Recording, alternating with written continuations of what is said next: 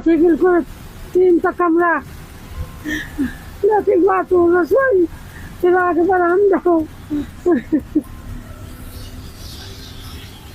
और अब ये दोबारा से इनकी जो सरकार आई है तो इनकी नजर इसे नेहरू कॉलोनी पर है, क्योंकि आप लगाइए कि ये जो कॉलोनी है बीच उसमें आ रही है और ये बहुत ही महंगे दामों में बिक सकती है इसकी जमीन। छोटे बच्चे वाले भी हैं और बहुत सारे ऐसे गरीब हैं जो भाई अपना पेट नहीं भर पा रहे, हमारे यहाँ से राशन भी ले जाते हैं और अपना बच्चे पाल रहे हैं। वो तो गुजरे गए सास ससुर तो हमारे। अच्छा। हाँ, पहले कम से कम 70-80 साल हो गए रहते रहते। गाँव का भी है, वो भी बेच के यहीं लगा दिया। गए थे कि मतलब खाली कर लेना इसको। मस्जिद का नोटिस था और बाकी जो तोड़ी है उसका कोई नोटिस नहीं था। दिक्कत आने लगी थी, बहुत बंद हो गई थी दुकान मेरी। हाँ, फिर से चालू करिए, मैंने खाली कर दी थी डर की वजह से। घर मकान सब खाली हो गए थे, वहाँ टूटने लगे थे बाहर रोड पे मस्जिद टूट गई, उसके 2 दिन बाद ही खाली हो गई थी मेरी। साथियों, आप सभी का स्वागत है C2 हरियाणा पेज पर और मैं जय भगवान महासचिव C2 हरियाणा और मेरे साथ है हमारे साथी आकाश जो इस वीडियो को शूट कर रहे हैं और इस इलाके को आपके साथ जो है इस इलाके को दिखाएंगे और यहाँ के कुछ लोगों से बातचीत हम करेंगे। अभी हम नेहरू कॉलोनी में हैं और नेहरू कॉलोनी क्या है, नेहरू कॉलोनी के बारे में बहुत सारे लोगों का ऐसा है कि झुग्गी झोपड़ी है, यहाँ पर काफी गरीब लोग रहते हैं। तो सबसे पहले हम आपको दिखाना चाहेंगे कि नेहरू कॉलोनी असल में है क्या। अभी हम एक घर की छत पर खड़े हैं और आप ये नज़ारा देख सकते हैं। मेरे पीछे जो पूरी कॉलोनी है ये नेहरू कॉलोनी है, जिसको कहा जा रहा है झुग्गी बस्ती, इस तरीके से जो बात की जा रही है पूरी की पूरी नेहरू कॉलोनी है। आप दूर तक देख सकते हैं और इधर जब आप सामने देख रहे हैं तो ये पुराना रेलवे का एक वो है जो ब्रिज है, एक आप देख सकते हैं इसको। पुराने टाइम पर जब यहाँ ये इलाका, यहाँ पर जो है क्रशर जोन होता था, यहाँ पर जो पत्थर फोड़े जाते हैं, यहाँ से पत्थर जो है पूरे देश के अंदर यहाँ लाइन होती थी, यहाँ से लाइन गुजरती थी और ये आप देख सकते हैं इसको। ये पूरा जो है एक ट्रैक था अपने आप में। यहाँ रेलवे का ट्रैक है जहाँ से लोग आते, यहाँ से ट्रेन जाती थी वैगन में भर के। तो उसके बाद जो है ये बंद हो गया क्योंकि क्रशर जोन जो है यहाँ पर बंद हो गई। और ये जो शुरुआती दौर में जब ये कॉलोनी यहाँ पर बसी तो बड़ा हिस्सा ऐसे लोगों का था जो या तो फैक्ट्रियों में काम करते थे या फिर ये क्रशर जोन में काम करते थे। और जो ठेकेदार या जो लोग क्रशर का जिनके पास ठेका होता था वो उन मजदूरों को उन्होंने यहाँ पर बसाया था इस एरिया के अंदर। और आप देख सकते हैं चारों ओर, ये एक बार आकाश आपको दिखाएंगे कि ये कॉलोनी जो है कैसे बसी हुई है, कैसे घर है यहाँ पर। आप शायद देख पा रहे होंगे इस पूरे इलाके को। थोड़ी देर में हम बातचीत भी करेंगे अलग अलग लोगों से इस कॉलोनी के और आपको दिखाएंगे कि देखो दूर तक अब जहाँ तक ये आपका दूर तक ये इस कैमरे में आपकी नजर जा रही है, जहाँ बड़ी बिल्डिंगें आपको नजर आएंगी दूर, वहां तक ये पूरी कॉलोनी यही बसी हुई है। आप इसको देख सकते हैं, ये नेहरू कॉलोनी है जिसमें मकान या तो 2 मंजिला है या 3 मंजिला भी हैं और ये बसी हुई है 1957-58-59 की बसासत है यहाँ पर। और कभी जो है आज से पहले इस कॉलोनी को कभी उजाड़ा नहीं गया, कभी यहाँ कोई किसी प्रकार से लोगों को ऐसा भय नहीं रहा कि हमें यहाँ से जो है वो बेदखल किया जाएगा। और आप देख सकते हैं कि पिछले 1 साल से, खासकर जब से बीजेपी की सरकार हरियाणा में तीसरी बार सत्ता में आई है, तो वो इस प्रकार से पिछली बार भी उन्होंने कोशिश की थी कुछ नेहरू कॉलोनी के संदर्भ में। और यहाँ बड़खल से जो विधायक है जो धनेश अधलक्खा, उनके द्वारा इस प्रकार से कोशिश की गई है। और ये आप इधर देख सकते हैं, ये जो मंदिर के पीछे वाला जो एरिया है ये मैं विशेष तौर पर आपको दिखाना चाहता हूँ। यहाँ पर 2 बसासत जो है वो अलग से बसाई गई हैं हरियाणा की सरकार के द्वारा, MCF प्रशासन के द्वारा। और इन बसासत के बारे में ये कहा जाए कि बाटा के पास जो है एक एरिया था पार्क का जहाँ पर कुछ लोग बसे हुए थे, उनकी झोपड़ियां बसी हुई थी। तो वहां से सरकार को उस काम के लिए, उस जमीन के लिए जरूरत थी, तो वहां से लोगों को उठाकर यहाँ पर बसाया गया था। उनको 35-35 गज के यहाँ पर प्लाट दिए गए थे। इसी प्रकार से हार्डवेयर चौक पर कुछ गुजराती लोग थे जो वहां पर जिनकी बस्तियां थी, तो उनको भी वहां से हटाकर, वहां पर सरकारी उसके के लिए उस जमीन की आवश्यकता थी, तो वहां से हटाकर उनको यहाँ पर भी 35-35 गज के यहाँ पर प्लाट दिए गए हैं। तो एक प्रकार से ये जो कॉलोनी है, इसको ये बसासत जो है ये पुनर्वास विभाग की है और 2-3 ऐसी जगहों से लोगों को उठाकर इस कॉलोनी में भी यहाँ पर बसाया गया है। उनको 35-35 गज के बाकायदा प्लॉट अलॉट किए गए हैं। तो अब जो है इसकी नज़र जो है बिल्डरों इसकी नज़र जो है इन पर नज़र लगी हुई है बिल्डरों की, और खासकर जो है कुछ नेता हैं सत्ताधारी पार्टी के उनकी, तो वो चाहते हैं कि ये एक पास एरिया है। आप इधर देख सकते हैं, आप पीछे थोड़ा मुड़ के देखेंगे तो ये पूरा का पूरा यहाँ आप थोड़ा रोड दिखाई देगा आपको। इधर थोड़ा दूर आप देखेंगे तो ये रोड इसके दूसरी साइड में रोड जो चल रहा है, रोड के प्रलिश उस तरफ देखेंगे तो वहां पर आपको दिखाई देगा NIT, ये NIT 3 है जिसको आप देख पा रहे हैं। तो यहाँ पर ये बसाया गया था NIT 3 जो जवाहरलाल नेहरू के नेतृत्व में जो पहली केंद्र सरकार थी, और उसके डॉक्टर राजेंद्र प्रसाद जो पहले राष्ट्रपति थे उनके नेतृत्व में जो फरीदाबाद विकास बोर्ड का गठन किया गया था। और आपको हम ये भी बताते चलें कि ये छोटा सा गांव होता था फरीदाबाद, कोई ऐसी बड़ी लोकेलिटी नहीं थी, लेकिन आज़ादी के बाद 1947 में जब भारत पाक का विभाजन हुआ तो ऐसे 26,000 के करीब जो है शरणार्थी पाकिस्तान से यहाँ पर पहुंचे थे। जो वेस्टर्न जो रीजन है पाकिस्तान का, खैबर पख्तूनख्वा जिसको बोलते हैं, वहां से 26,000 लोगों को यहाँ शरणार्थी कैंपों में यहाँ पर टेंट लगाकर जो है एक बार मथुरा और ये रोड है दिल्ली का उस पर बसाया गया रखा गया था। और उसके बाद इस NIT के अंदर उनको प्लॉट अलॉट हुए और प्लॉटों के अंदर उनको बसाया गया, और यहाँ पर जो फैक्ट्रियाँ वो खड़ी की फैक्ट्रियां यहाँ पर लगाई गई, और पूरे प्रदेशों में जो है इसके लिए प्रचार किया गया कि फैक्ट्रियां लगी हुई हैं तो आप वहाँ आइए काम कीजिए। तो उसी सिलसिले में जो है लोग यहाँ पर आए, और लोगों के पास क्योंकि रहने के लिए कोई जगह नहीं थी और जमीनें ऐसे जंगल पड़े हुए थे जिस जगह पर अभी हम हैं, यहाँ पर हमारे बुजुर्ग जो कोई 60 साल से कोई 65 साल से यहाँ जो है रहे हैं, उनसे भी हमारी बातचीत हुई है, और जिनके जन्म यहाँ पर हुई इसी कॉलोनी के अंदर ऐसे भी शख्स यहाँ मौजूद हैं जो 60-60 साल की उम्र के हैं। तो उन्होंने बताया कि काफ़ी उबड़ खाबड़ था, लोगों ने जो है क्योंकि ज़मीन का कोई वो नहीं था तो ऐसा था बसते चले गए अपने पूरी ज़िंदगी।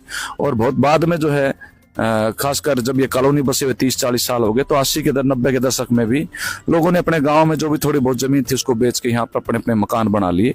अब इन मकानों पर जो है ये बुलडोजर चलाने का बीजेपी का जो है अभियान है, और ये अकेली कॉलोनी नहीं है, और भी इसी प्रकार की कई कॉलोनियां हैं जिसमें राहुल कॉलोनी है, कल्याणपुरी है, आदर्श नगर है, बापू नगर है, एजी नगर है, जीवन नगर है, इसी प्रकार से कृष्णा कॉलोनी है, राजीव कॉलोनी है, संत नगर है। ऐसी अनेकों ऐसी कॉलोनियां हैं जहां पर मजदूरों की बसासत है। 50 साल से कम कोई भी कॉलोनी नहीं होगी जिसको ये कहते हैं कि झुग्गी झोपड़ी हम अतिक्रमण हटा रहे हैं, वो अतिक्रमण नहीं है, वो बसावट है।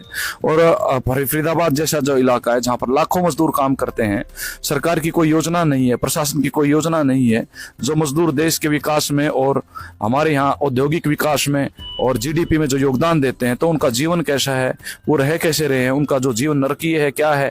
ये पूरी कॉलोनी, इसमें लगभग 10,000 के आसपास मकान होंगे छोटे बड़े करके, और इसमें कोई भी सरकारी स्कूल नहीं है, यहाँ पर कोई प्राथमिक स्वास्थ्य केंद्र नहीं है, यहाँ पर 11 आंगनबाड़ी सेंटर चलते हैं, और यहाँ पर 7 आशा वर्कर काम कर रही हैं जो हेल्थ सर्विस जो प्रोवाइड करवा रही है। उनकी संख्या कम है, लेकिन आप देखिए कि यहाँ पर कोई भी इस प्रकार की कोई सुविधा नहीं है। कायदे से जो है सरकार को अब तक यहाँ पर ऐसा व्यवस्था करनी चाहिए थी कि कोई सरकारी स्कूल यहाँ पर खोला जाता और स्वास्थ्य केंद्र यहाँ पर खोला जाता, वो यहाँ पर नहीं है। और उसकी के लिए डिमांड उसके लिए लगातार कॉलोनी के लोग करते रहे हैं।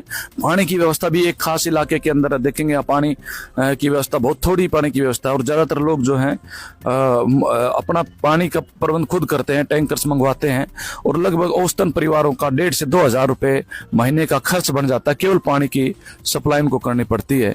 तो ऐसी एक कंडीशन है इस कॉलोनी की, जबकि ये जो है नागरिक हैं, हरियाणा के नागरिक है, भारत के नागरिक हैं, हरियाणा के वासी हैं, इनके आधार कार्ड हैं, वोटर कार्ड हैं, फैमिली ID हैं, बिजली के बिल हैं, मतलब बिजली के मीटर लगाए हुए हैं, सभी चीजें हैं, लेकिन उसके बावजूद भी इस कॉलोनी को इस प्रकार से ध्वस्त करने की ये साजिश की गई है। और हम आपको बता रहे हैं कि इसके पीछे और कोई मोटिव नहीं है, कोई भी ऐसी कारण नहीं है जिसके चलते हम ये कह सकें कि भाई ये इसकी वजह है कि इसको कोई नोटिस नहीं दिया गया।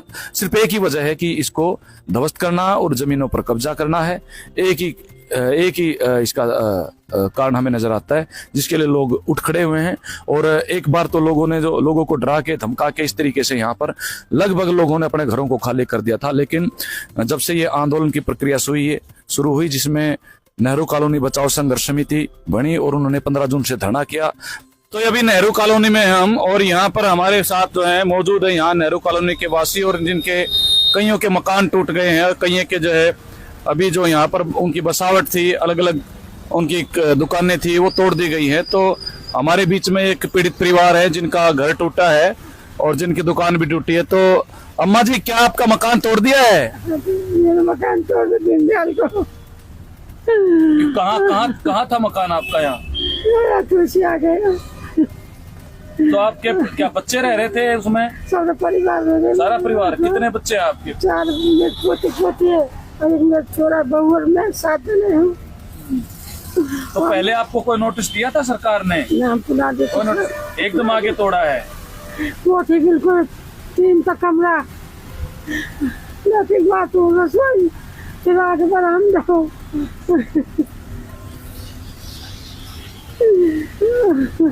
अम्मा कह रहे सन 76 में ना टूटी, 3 बच्चे सन 76 में। 76 में? सन 76 में ना टूटी है, जब भगा भगी मची जो इंदिरा ने नसबंदी करी जो तब भी नहीं टूटी। जब भी ना आप टूटी। 76 से हो इसमें कॉलोनी में? 76 में 3 बच्चे हैं वो पे।